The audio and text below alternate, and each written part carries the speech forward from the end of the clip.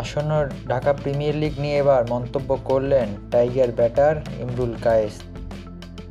তিনি বলেন, দেখুন, প্রত্যেক বছরই তো রোজার মধ্যে ডিপিএল খেলা হয়, প্লেয়াররা চায় ঠিকমতো রোজা করতে।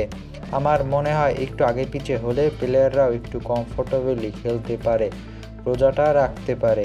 আমার মনে হয় বোর্ড দেখবে এটা ইনশাআল্লাহ। ইমরুল কায়েসের এই কথার সাথে দর্শকদেরও অনেকেই একমত, কারণ রোজার সময় খেলা হলে একটু সমস্যায় পড়ে যায় ক্রিকেটাররা।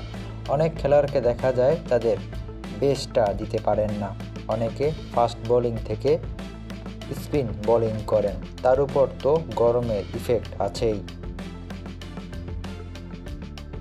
আসন্ন ঢাকা লিগ নিয়ে আপনার মতামত জানাতে পারেন আমাদের কমেন্ট বক্সে।